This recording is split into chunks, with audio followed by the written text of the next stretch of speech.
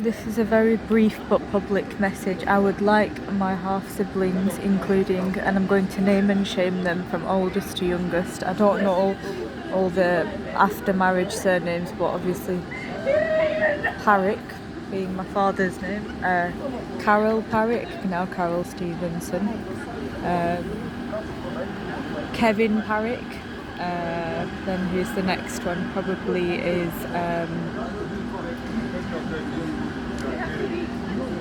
Deborah Parrick, again, she's had 12 children.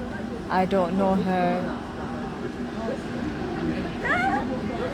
her surname, but she's had 12 children. I'm sitting here in a public space, right, feeling extremely traumatized because you cannot understand the disparities between other people and myself right now. As a 29-year-old adult, I'm approaching 30, I have no freedoms. I'm so suppressed, you would not believe. I'm literally more oppressed and suppressed than these so-called, oppressed women of these Middle Eastern countries and countries that are claiming to be all, lacking freedom and everything. I'm not just talking about in terms of clothing and, obviously I don't dress like that, obviously. But, I mean, in terms of the fact, for example, I remember my eldest half-brother, if I would even so much as laugh, smirk or laugh, he would say things like, who the fuck do you think you are? What are you laughing about? You don't own this house, you have no money. He would, he said this to me as maybe when I was even 12 years old, right? Bear in mind, my half-siblings are old enough to be my parents.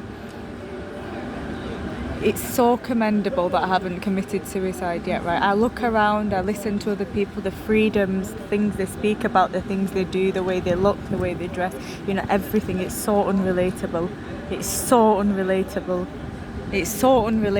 And I'm not just talking about surface level things. I'm talking about even when I worked my arse off just to get into university, I was excluded from there. Even though other people violated me as a disabled adult woman, right? I still to this day haven't received any support. They haven't taken accountability. They haven't provided transparency. I haven't had any apology whatsoever. So yeah, Kevin, Carol, Audrey, Deborah, Mark, Richard, these are the names of the half-siblings. Again, they're dispersed around the country, around the world actually. I don't actually know the current whereabouts, but I do know they've all, bar maybe one of them, have got children. Well, actually, with her being the youngest, I don't actually know if she has children secretly somewhere. Because knowing her, she's had so many partners, she probably does have children. But yeah, they need to be exposed because my father's now passed away, right? But they cannot get away with the child abuse they committed, with the other forms of abuse they committed against myself. I'm not talking on behalf of my sister and my mother right now, I'm just talking on behalf of myself. As I sit here listening to other people, I'm currently on day 2 of yet another bout of period pain, horrific, bloody, painful, heavy period pain, right? That most women do not have to go through. I don't have the same privileges. I don't have any of the privileges that other normal adult British women have, right? But I still have to fucking go through this shit. But because of the suppression that my half-siblings subjected me to, you think Muslim women are suppressed? You think people who are of certain religions are suppressed and oppressed? No. I'll tell you what's oppressed is being born to a one-eyed freak mother from a village who married a man 30 years older than her, old enough to be her father, and whose eldest half-sister, as I know, is the same age as her. So my mum and my oldest half-sister are literally the same age. And then you've got these fuck-about people who are doing weed and they're smoking and they're vaping and taking drugs and all sorts. They don't get a mark on their bodies. They don't have diseases. They don't get tormented by young children walking past. Total strangers, right? I'm the one being tormented as a British-born citizen, literally even by illegal immigrants coming in this country who are making assumptions that, I wasn't born here or that I don't have rights. 29 years old, right? My half-siblings, by the time they were my age, had probably fucked at least 2 people in their lives. They've all had children. Deborah, whose surname I actually don't know, reverted, as they call it, or converted to Islam. and she had 12 children. She had 12 children in the name of religion, right? My father let her come into the house with all their niqabs and their hijabs and everything they wear. 12 children. Children do not just pop out organically. They've got to have done the deed multiple times for that to happen, right? Now, I need you to understand why I'm mentioning this. I am a heavily, right, at University of Bolton, for example, right? They used half-naked images of my skin disease, flat-chested, disgusting, disabled body without my consent, without raising awareness of the skin condition prurigo nodularis, without raising any awareness. They awarded a degree. They awarded a degree to the woman who violated me. They allowed the staff members who violated me to keep their jobs. I'm the one who's been excluded. I don't receive any mental health support. I don't receive any other medical care. I look around at all the, yes, I am in Manchester city centre quite obviously because I am currently residing in the Greater Manchester area. I'm going to actually, but you know these people, yeah, they don't work, they don't study, they don't contribute, and they're fuckabouts, and I'm the one who's been abused, right? Look at all these people, look at the freedoms these people have here. Not one of them has any lived experience of what I'm going through. Yeah? Look at them, they're all just chilling, relaxing. The majority of them are half naked. You know, in the rare times I actually go out, and let me tell you, this is not a normal thing for me to do, okay? I'm not saying I'm the only person who's like this, but it's not a normal thing for me to do, okay?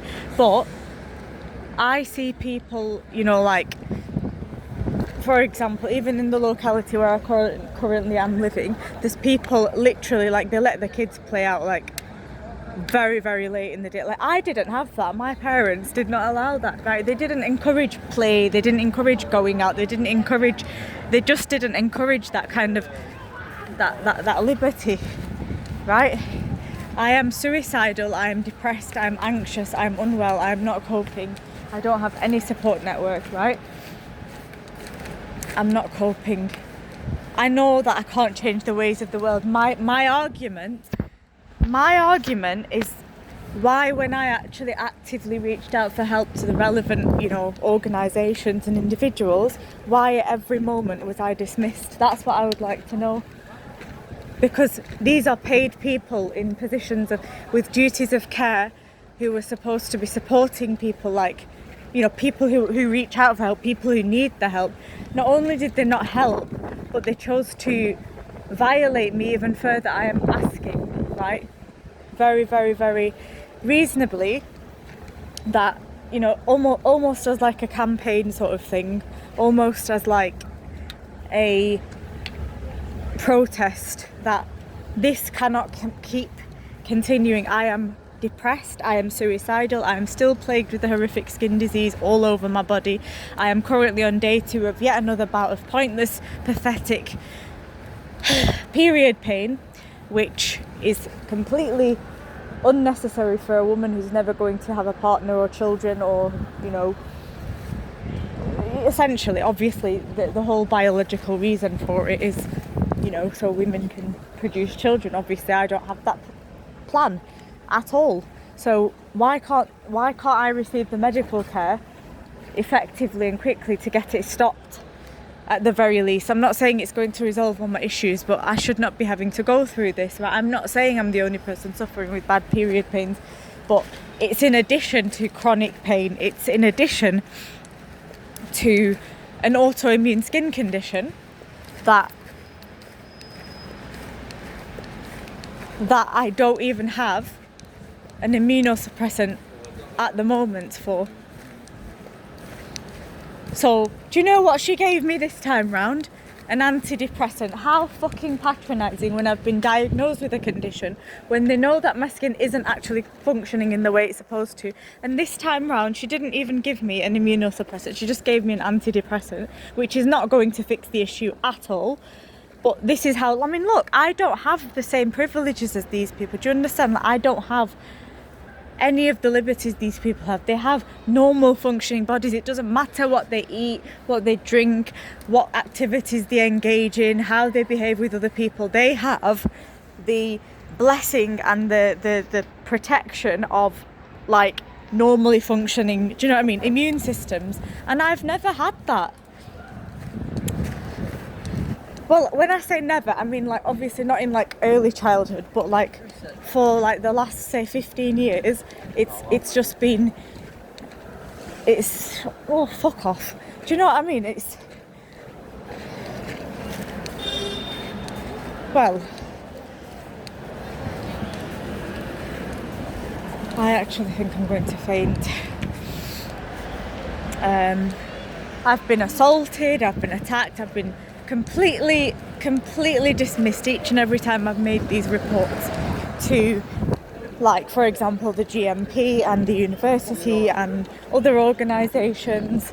Every time I have been dismissed and dismissed and dismissed, and I'm still suffering with this horrific condition.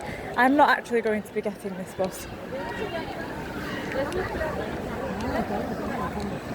But no, these people need to pay the price, and I promise you, I will get my half siblings prosecuted for what they have done, because they have been allowed, even after my father passed away, they're still being allowed to do this, right? That's all I'm going to say.